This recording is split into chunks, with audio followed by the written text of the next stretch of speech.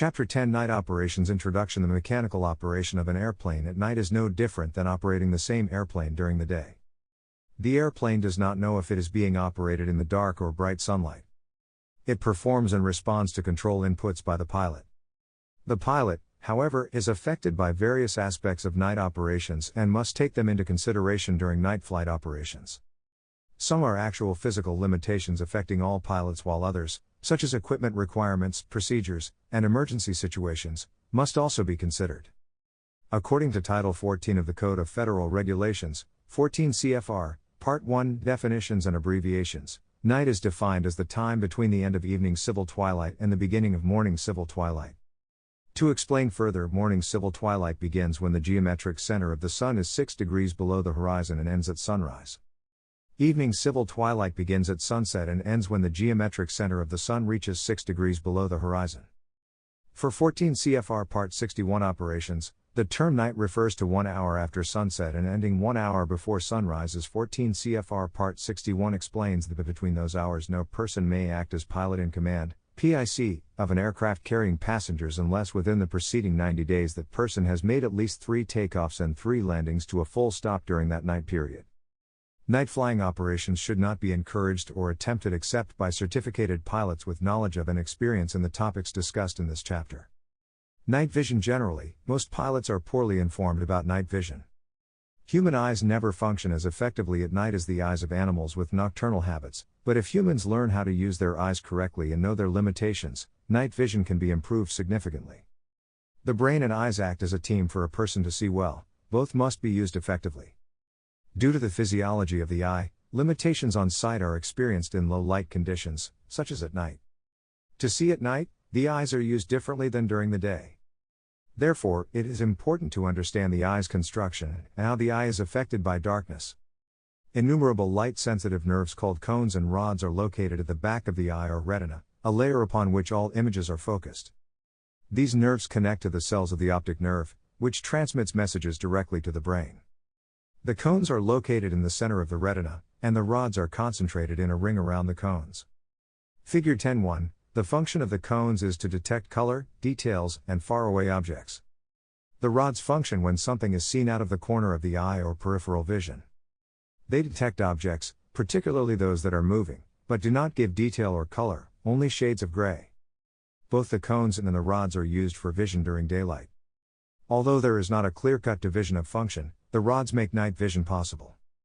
The rods and cones function in daylight and in moonlight, but in the absence of normal light, the process of night vision is placed almost entirely on the rods. The rods are distributed in a band around the cones and do not lie directly behind the pupils, which makes off-center viewing, looking to one side of an object, important during night flight. During daylight, an object can be seen best by looking directly at it, but at night there is a blind spot in the center of the field of vision, the night blind spot. If an object is in this area, it may not be seen. The size of this blind spot increases as the distance between the eye and the object increases, as illustrated in Figure 10.1. Therefore, the night blind spot can hide larger objects as the distance between the pilot and an object increases. Use of a scanning procedure to permit off-center viewing of the object is more effective. Consciously practice this scanning procedure to improve night vision. The eye's adaptation to darkness is another important aspect of night vision. When a dark room is entered, it is difficult to see anything until the eyes become adjusted to the darkness. Almost everyone experiences this when entering a darkened movie theater. In this process, the pupils of the eyes first enlarge to receive as much of the available light as possible. After approximately 5 to 10 minutes, the cones become adjusted to the dim light and the eyes become approximately 100 times more sensitive to the light than they were before the dark room was entered. Much more time, about 30 minutes, is needed for the rods to become adjusted to darkness, but when they do adjust, they are about 100,000 times more sensitive to light than they were in the lighted area. After the adaptation process is complete, much more can be seen, especially if scanning techniques are used correctly. After the eyes have adapted to the dark, the entire process is reversed when entering a lighted room. The eyes are first dazzled by the brightness, but become completely adjusted in a very few seconds, thereby losing their adaptation to the dark. Now, if the dark room is re-entered, the eyes again go through the long process of adapting to the darkness. Before and during night flight, the adaptation process of the eyes must be considered. First, adapt to the low level of light and then stay adapted. After the eyes are adapted to the darkness, avoid exposing them for more than 1 second to any bright white light, as that causes temporary blindness. If exposed to a bright light source, such as search lights and landing lights, remember that each eye adapts to the dark independently. By closing or covering one eye when exposed to light, some night vision acuity is retained in the closed eye. Temporary blindness, caused by an unusually bright light, may result in illusions or after images until the eyes recover from the brightness. The brain creates these illusions reported by the eyes. This results in misjudging or incorrectly identifying objects, such as mistaking slanted clouds for the horizon or populated areas for a landing field. Vertigo is experienced as a feeling of dizziness and imbalance that can create or increase illusions. The illusions seem very real, and pilots at every level of experience and skill can be affected. Recognizing that the brain and eyes can play tricks in this manner is the best protection for flying at night. Good eyesight depends upon physical condition. Fatigue, colds, vitamin deficiency, alcohol, stimulants, smoking, or medication can seriously impair vision. Keep these facts in mind and take adequate precautions to safeguard night vision. In addition to the principles previously discussed, the following items aid in increasing night vision effectiveness. Adapt the eyes to darkness prior to flight and keep them adapted. About 30 minutes is needed to adjust the eyes to maximum efficiency after exposure to a bright light. If oxygen is available, use it during night flying. Keep in mind that a significant deterioration in night vision can occur at cabin altitudes as low as 5,000 feet. Close one eye when exposed to bright light to help avoid the blinding effect. Do not wear sunglasses after sunset, as this impairs night vision. Move the eyes more slowly than in daylight. Blink the eyes if they become blurred. Concentrate on seeing objects. Force the eyes to view off-center using scanning techniques. Maintain good physical condition. Avoid smoking, drinking, and using drugs that may be harmful. Night illusions. In addition to night vision limitations, night illusions can cause confusion and distractions during night flying. The following discussion covers some of the common situations that cause illusions associated with night flying. On a clear night, distant stationary lights can be mistaken for stars or other aircraft. Cloud layers or even the northern lights can confuse a pilot and indicate a false visual horizon. Certain geometrical patterns of ground lights, such as a freeway runway approach, or even lights on a moving train, can cause confusion. Dark nights tend to eliminate reference to a visual horizon. As a result, pilots need to rely less on outside references at night and more on flight and navigation instruments. Visual autokinesis can occur when staring at a single light source for several seconds on a dark night. The result is that the light appears to be moving. The autokinesis effect will not occur if the visual field is expanded through scanning techniques. A good scanning procedure reduces the probability of vision becoming fixed on one source of light. Distractions and problems can result from a flickering light in the flight deck, anti-collision light, or other aircraft lights, and can cause flicker vertigo. If continuous, the possible physical reactions can be nausea, dizziness, grogginess, unconsciousness, headaches, or confusion. Try to eliminate any light source causing blinking or flickering problems in the flight deck. A black hole approach occurs when the landing is made from over water or non-lighted terrain where the runway lights are the only source of light. Without peripheral visual cues to help, orientation is difficult. The runway can seem out of position, downsloping or upsloping, and in the worst case, results in landing short of the runway. If an electronic glide slope or visual approach slope indicator, VASI, is available, it should be used. If navigation aids, NavAids, are unavailable, use the flight instruments to assist in maintaining orientation and a normal approach. Anytime position in relation to the runway or altitude is in doubt, execute a go-around. Bright runway and approach lighting systems, especially where few lights illuminate the surrounding terrain, may create the illusion of being lower or having less distance to the runway. In this situation, the tendency is to fly a higher approach. Also, flying over terrain with only a few lights makes the runway recede or appear farther away. With this situation, the tendency is to fly a lower than normal approach. If the runway has a city in the distance on higher terrain, the tendency is to fly a lower than normal approach. A good review of the airfield layout and boundaries before initiating any approach helps maintain a safe approach angle. Illusions created by runway lights result in a variety of problems. Bright lights or bold colors advance the runway, making it appear closer. Night landings are further complicated by the difficulty of judging distance and the possibility of confusing approach and runway lights.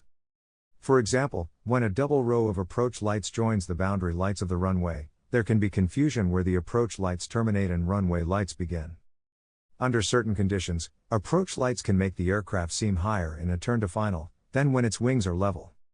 Pilot equipment. Before beginning a night flight, carefully consider personal equipment that should be readily available during the flight to include a flashlight, aeronautical charts and pertinent data for the flight, and a flight deck checklist containing procedures for the following tasks, which can be found in 14 CFR Part 91. Before starting engines, before takeoff, cruise, before landing, after landing, stopping engines, emergencies. At least one reliable flashlight is recommended as standard equipment on all night flights. A reliable incandescent or light-emitting diode, LED, flashlight able to produce white/red light and blue for chart reading is preferable. The flashlight should be large enough to be easily located in the event it is needed. The white light is used while performing the pre-flight visual inspection of the airplane, and the red light is used when performing cockpit operations. It is also recommended to have a spare set of batteries for the flashlight readily available. Since the red light is non-glaring, it will not impair night vision.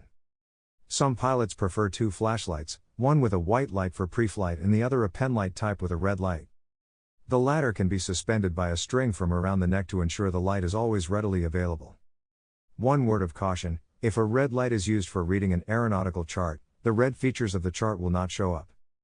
Aeronautical charts are essential for night cross-country flight and, if the intended course is near the edge of the chart, the adjacent chart should also be available. The lights of cities and towns can be seen at surprising distances at night, and if this adjacent chart is not available to identify those landmarks, confusion could result. These checklist items are not just for night flying, they are required for daylight flying also. Regardless of the equipment used, organization of the flight deck eases the burden and enhances safety. Organize equipment and charts and place them within easy reach prior to taxiing. Airplane equipment and lighting. Title 14 of the Code of Federal Regulations, 14 CFR, Part 91 specifies the basic minimum airplane equipment that is required for night flight. This equipment includes only basic instruments, lights, electrical energy source, and spare fuses. The standard instruments required by 14 CFR Part 91 for instrument flight are a valuable asset for aircraft control at night. Title 14 CFR Part 91 specifies that during the period from sunset to sunrise, operating aircraft are required to have a functioning anti-collision light system, including a flashing or rotating beacon and position lights. The anti-collision lights, however, need not be lighted when the pilot in command, PIC, determines that, because of operating conditions, it would be in the interest of safety to turn the lights off. Airplane position lights are arranged similar to those of boats and ships. A red light is positioned on the left wingtip, a green light on the right wingtip, and a white light on the tail. Figure 10.2, this arrangement provides a means to determine the general direction of movement of other airplanes in flight. If both the red and green light of another aircraft are observed, and the red light is on the left and the green to the right, the airplane is flying the same direction. Care must be taken not to overtake the other aircraft and maintain clearance. If red were on the right and green to the left, the airplane could be on a collision course. Landing lights are not only useful for taxi, takeoffs, and landings, but also provide a means by which airplanes can be seen at night by other pilots. Pilots are encouraged to turn on their landing lights when operating within 10 miles of an airport and below 10,000 feet. Operation lights on applies to both day and night or in conditions of reduced visibility. This should also be done in areas where flocks of birds may be expected. Although turning on aircraft lights supports the see and be seen concept, do not become complacent about keeping a sharp lookout for other aircraft. Most aircraft lights blend in with the stars or the lights of the cities at night and go unnoticed unless a conscious effort is made to distinguish them from other lights. Airport and navigation lighting aids. The lighting systems used for airports, runways, obstructions, and other visual aids at night are other important aspects of night flying. Lighted airports located away from congested areas are identified readily at night by the lights outlining the runways. Airports located near or within large cities are often difficult to identify as the airport lights tend to blend with the city lights. It is important not to only know the exact location of an airport relative to the city, but also to be able to identify these airports by the characteristics of their lighting pattern. Aeronautical lights are designed and installed in a variety of colors and configurations, each having its own purpose. Although some lights are used only during low ceiling and visibility conditions, this discussion includes only the lights that are fundamental to visual flight rules, VFR, night operation.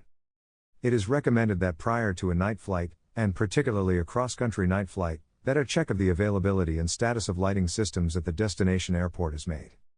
This information can be found on aeronautical charts and in the chart supplements. The status of each facility can be determined by reviewing pertinent notices to airmen NOTAMs. Most airports have rotating beacons. The beacon rotates at a constant speed, thus producing a series of light flashes at regular intervals. These flashes may consist of a white flash in one or two different colors that are used to identify various types of landing areas. For example, lighted civilian land airports, alternating white and green lights, lighted civilian water airports, alternating white and yellow lights, lighted military airports, alternating white and green lights, but are differentiated from civil airports by dual-peaked, two-quick, white flashes, then green beacons producing red flashes indicate obstructions or areas considered hazardous to aerial navigation. Steady burning red lights are used to mark obstructions on or near airports and sometimes to supplement flashing lights on en route obstructions. High-intensity, flashing white lights are used to mark some supporting structures of overhead transmission lines that stretch across rivers, chasms, and gorges. These high-intensity lights are also used to identify tall structures, such as chimneys and towers. As a result of technological advancements, runway lighting systems have become quite sophisticated to accommodate takeoffs and landings in various weather conditions. However, if flying is limited to VFR only, it is important to be familiar with the basic lighting of runways and taxiways. The basic runway lighting system consists of two straight parallel lines of runway edge lights defining the lateral limits of the runway. These lights are aviation white, although aviation yellow may be substituted for a distance of 2,000 feet from the far end of the runway to indicate a caution zone. At some airports, the intensity of the runway edge lights can be activated and adjusted by radio control.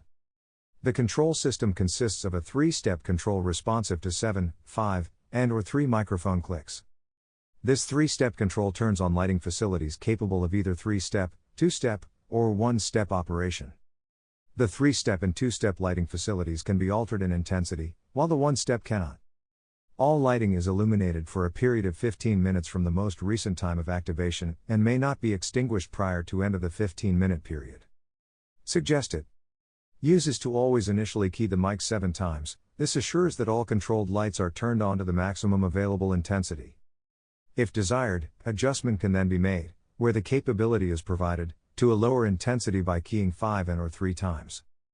Due to the close proximity of airports using the same frequency, radio-controlled lighting receivers may be set at a low sensitivity requiring the aircraft to be relatively close to activate the system.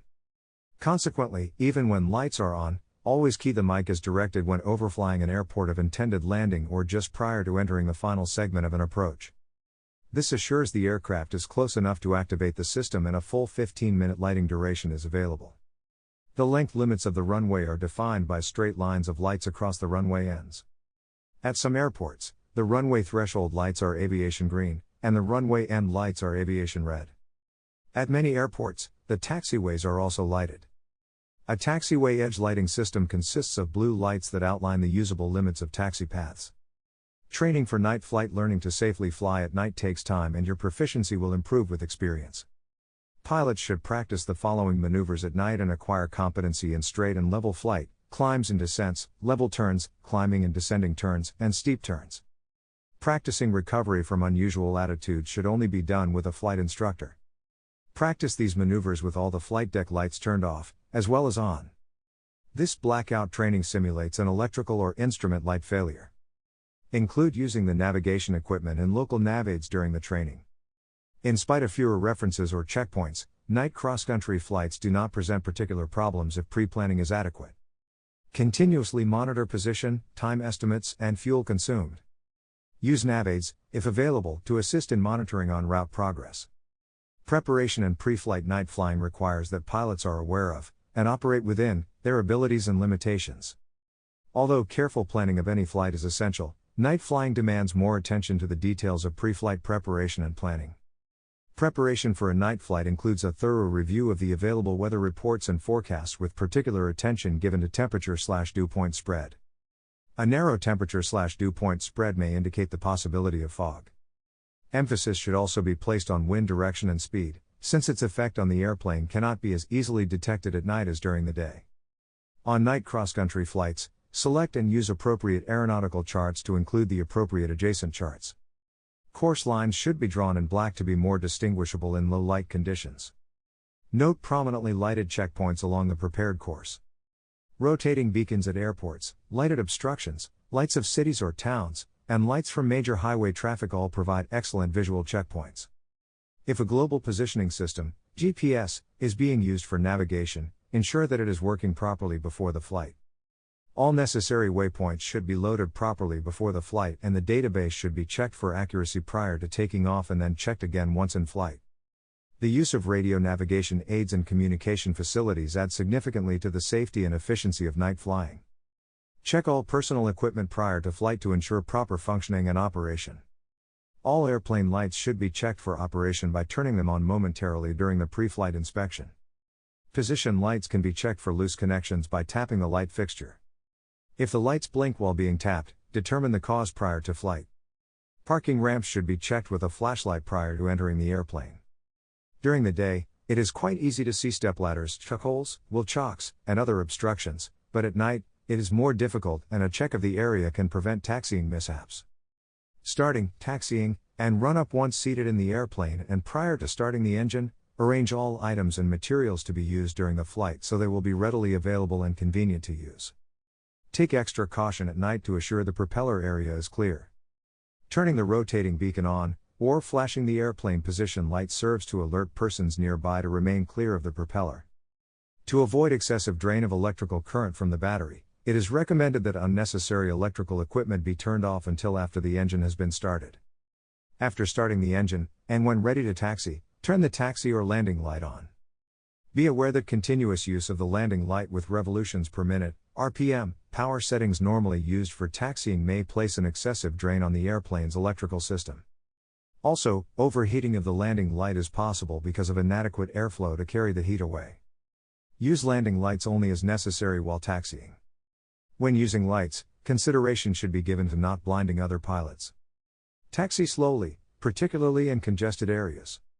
If taxi lines are painted on the ramp or taxiway, follow the lines to ensure a proper path along the route. Use the checklist for the before takeoff and run-up checks and procedures. During the day, forward movement of the airplane can be detected easily. At night, the airplane could creep forward without being noticed unless the pilot is alert. For this possibility, hold or lock the brakes during the run-up and be alert for any forward movement. An instrument check should be done while taxiing to check for proper and correct operation prior to takeoff. Takeoff in climb night flying is very different from day flying and demands more attention of the pilot. The most noticeable difference is the limited availability of outside visual references. Therefore, flight instruments should be used to a greater degree in controlling the airplane. This is particularly true on night takeoffs and climbs. Adjust the flight deck lights to a minimum brightness that allow reading the instruments and switches but not hinder outside vision. This also eliminates light reflections on the windshield and windows. After ensuring that the final approach and runway are clear of other air traffic, or when cleared for takeoff by the air traffic controller, turn the landing and taxi lights on and line the airplane up with the centerline of the runway. If the runway does not have centerline lighting, use the painted centerline and the runway edge lights. After the airplane is aligned, note the heading indicator and set to correspond to the known runway direction. To begin the takeoff, release the brakes and advance the throttle smoothly to maximum allowable power. As the airplane accelerates, it should be kept moving straight ahead between and parallel to the runway edge lights. The procedure for night takeoffs is the same as for normal daytime takeoffs except that many of the runway visual cues are not available. Check the flight instruments frequently during the takeoff to ensure the proper pitch attitude, heading, and airspeed are being attained. As the airspeed reaches the normal liftoff speed, adjust the pitch attitude to establish a normal climb. Accomplish this by referring to both outside visual references, such as lights, and to the flight instruments. Figure 10.3.2.2 After becoming airborne, the darkness of night often makes it difficult to note whether the airplane is getting closer to or farther from the surface. To ensure the airplane continues in a positive climb, be sure a climb is indicated on the attitude indicator, vertical speed indicator, VSI, and altimeter. It is also important to ensure the airspeed is at best climb speed. Make necessary pitch and bank adjustments by referencing the attitude and heading indicators. It is recommended that turns not be made until reaching a safe maneuvering altitude. Although the use of the landing lights is helpful during the takeoff, they become ineffective after the airplane has climbed to an altitude where the light beam no longer extends to the surface. The light can cause distortion when it is reflected by haze, smoke, or clouds that might exist in the climb. Therefore, when the landing light is used for the takeoff, turn it off after the climb is well established, provided it is not being used for collision avoidance. Orientation and navigation. Generally, at night, it is difficult to see clouds and restrictions to visibility, particularly on dark nights or under overcast. When flying under VFR, pilots must exercise caution to avoid flying into clouds. Usually, the first indication of flying into restricted visibility conditions is the gradual disappearance of lights on the ground. If the lights begin to take on an appearance of being surrounded by a halo or glow, use caution in attempting further flight in that same direction. Such a halo or glow around lights on the ground is indicative of ground fog. Remember that if a descent must be made through cloud, smoke, or haze in order to land, the horizontal visibility is considerably less when looking through the restriction than it is when looking straight down through it from above. Under no circumstances should a VFR night flight be made during poor or marginal weather conditions unless both the pilot and aircraft are certificated and equipped for flight under Instrument Flight Rules, IFR. Crossing large bodies of water at night in single-engine airplanes could be potentially hazardous. In the event of an engine failure, the pilot may not have any option than to land, ditch, the airplane in the water. Another hazard faced by pilots of all aircraft, due to limited or no lighting, is that the horizon blends with the water. During poor visibility conditions over water, the horizon becomes obscure and may result in a loss of orientation. Even on clear nights, the stars may be reflected on the water surface, which could appear as a continuous array of lights, thus making the horizon difficult to identify. Lighted runways, buildings, or other objects may cause illusions to the pilot when seen from different altitudes. At an altitude of 2,000 feet, a group of lights on an object may be seen individually, while at 5,000 feet or higher, the same lights could appear to be one solid light mass. These illusions may become quite acute with altitude changes and, if not overcome, could present problems in respect to approaches to lighted runways. Approaches and landings. When approaching the airport to enter the traffic pattern and land, it is important that the runway lights and other airport lighting be identified as early as possible. If the airport layout is unfamiliar, sighting of the runway may be difficult until very close in due to the maze of lights observed in the area. Figure 10.4, fly toward the rotating beacon until the lights outlining the runway are distinguishable. To fly a traffic pattern of proper size and direction, the runway threshold and runway edge lights must be positively identified. Once the airport lights are seen, these lights should be kept in sight throughout the approach. Distance may be deceptive at night due to limited lighting conditions. A lack of intervening references on the ground and the inability to compare the size and location of different ground objects cause this. This also applies to the estimation of altitude and speed. Consequently, more dependence must be placed on flight instruments, particularly the altimeter and the airspeed indicator. When entering the traffic pattern, always give yourself plenty of time to complete the before landing checklist. If the heading indicator contains a heading bug, setting it to the runway heading is an excellent reference for the pattern legs. Maintain the recommended airspeeds and execute the approach and landing in the same manner as during the day. A low, shallow approach is definitely inappropriate during a night operation. The altimeter and VSI should be constantly cross-checked against the airplane's position along the base leg and final approach. A visual approach slope indicator, VASI, is an indispensable aid in establishing and maintaining a proper glide path. Figure 10.5, after turning onto the final approach and aligning the airplane midway between the two rows of runway edge lights, note and correct for any wind drift. Throughout the final approach, use pitch and power to maintain a stabilized approach. Flaps are used the same as in a normal approach. Usually, halfway through the final approach, the landing light is turned on. Earlier use of the landing light may be necessary because of operation lights on or for local traffic considerations. The landing light is sometimes ineffective since the light beam will usually not reach the ground from higher altitudes. The light may even be reflected back into the pilot's eyes by any existing haze, smoke, or fog. This disadvantage is overshadowed by the safety considerations provided by using the operation lights on procedure around other traffic. The round out and touchdown is made in the same manner as in day landings. At night, the judgment of height, speed, and sink rate is impaired by the scarcity of observable objects in the landing area. An inexperienced pilot may have a tendency to round out too high until attaining familiarity with the proper height for the correct round out.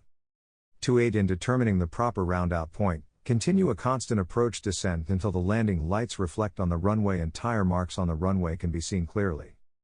At this point, the round out is started smoothly and the throttle gradually reduced to idle as the airplane is touching down.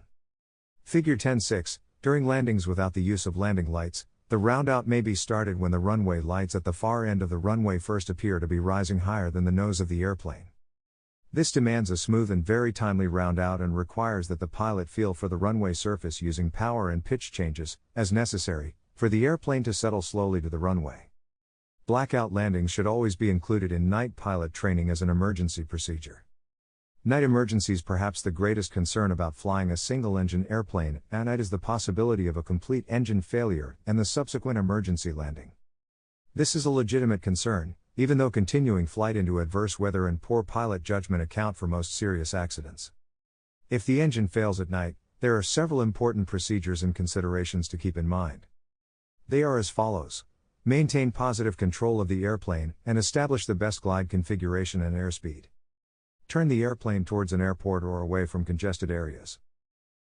Check to determine the cause of the engine malfunction, such as the position of fuel selectors, magneto switch, or primer. If possible, the cause of the malfunction should be corrected immediately and the engine restarted. Announce the emergency situation to Air Traffic Control, ATC, or Universal Communications, Unicom. If already in radio contact with the facility, do not change frequencies unless instructed to change. If the condition of the nearby terrain is known and is suitable for a forced landing, turn towards an unlighted portion of the area and plan an emergency forced landing to an unlighted portion. Consider an emergency landing area close to public access if possible. This may facilitate rescue or help, if needed. Maintain orientation with the wind to avoid a downwind landing. Complete the before landing checklist, and check the landing lights for operation at altitude and turn on in sufficient time to illuminate the terrain or obstacles along the flight path. The landing should be completed in the normal landing attitude at the slowest possible airspeed. If the landing lights are unusable and outside visual references are not available, the airplane should be held in level landing attitude until the ground is contacted. After landing, turn off all switches and evacuate the airplane as quickly as possible. Chapter Summary. Night operations present additional risks that must be identified and assessed. Night flying operations should not be encouraged or attempted, except by pilots that are certificated, current, and proficient in night flying. Prior to attempting night operations, pilots should receive training and be familiar with the risks associated with night flight and how they differ from daylight operations. Even for experienced pilots, night VFR operations should only be conducted in unrestricted visibility, favorable winds, both on the surface and aloft, and no turbulence. Additional information on pilot vision and illusions can be found in FAA brochure AM 498 halves and also chapters 2 and 17 of the Pilot's Handbook of Aeronautical Knowledge, FAA-H-8083-3B, at www.fa.gov. Additional information on lighting aids can be found in Chapter 2 of the Aeronautical Information Manual, AIM, which can be accessed at www.fa.gov.